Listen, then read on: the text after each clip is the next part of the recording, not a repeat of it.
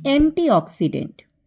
Antioxidant হলো এক ধরনের বিশেষ যৌগ যা মূলত ফ্রি র্যাডিক্যালসকে বা ফ্রি র্যাডিক্যালসের বিক্রিয়াকে প্রতিহত করে। প্রশ্ন উঠে যায় যে ফ্রি র্যাডিক্যালস কী?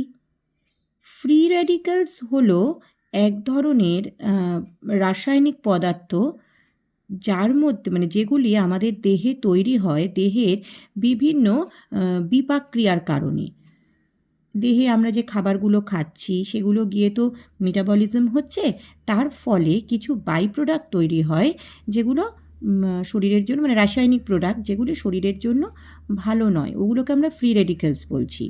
শুধু বিপাকের জন্যও নয়, বিভিন্ন পরিবেশগত বিভিন্ন ফ্যাক্টরস থাকে, যেমন ধূমপান, মদ খাওয়া, ভাজা খাবার বেশি পরিমাণে খাওয়া, অত্যাধিক বায়ু দূষণ, এগুলোর জন্য কিন্তু, এবং তার সাথে আমাদের বর্তমানে ভীষণ মেধাধিক্য অর্থাৎ ওবেসিটি দেখা যাচ্ছে, ক্যান্সার হলে, হার্টের প্রবলেম হলে দেহে কিন্তু ফ্রি রেডিক্যালসের পরিমাণ বাড়তে থাকে।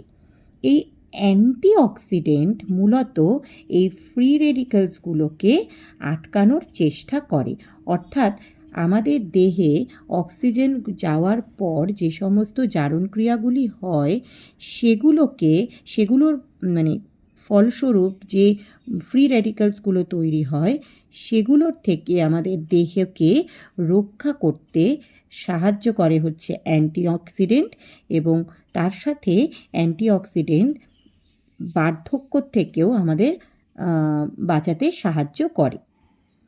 এবার কথা হলো, এই অ্যান্টিঅক্সিডেন্ট আমরা খাবারে কী করে পাই বা কোন কোন খাবার থেকে পাই?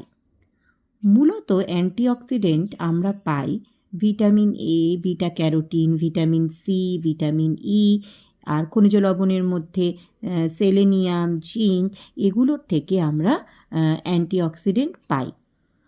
এই অ্যান্টিঅক্সিডেন্ট আমাদের শরীরে পেতে গেলে আমাদের যে খাবারগুলো খেতে হবে সেগুলো হলো প্রচুর পরিমাণে গ্রিন লিফি ভেজিটেবলস, পালং শাক, পুঁই শাক, বাঁধাকপি, ধনেপাতা ইত্যাদি, বিভিন্ন কালারফুল যে ফ্রুটস অ্যান্ড ভেজিটেবলসগুলো রয়েছে, গাজর, টমাটো, কুমড়ো, পেঁপে পাকা পেঁপে, তারপরে অঙ্কুরিত যে কোনো দানা শস্য, কমলা লেবু, তরমুজ, এগুলো, তারপরে টক জাতীয় ফল যেমন আমলকি, পেয়ারা, এগুলো খেতে হবে।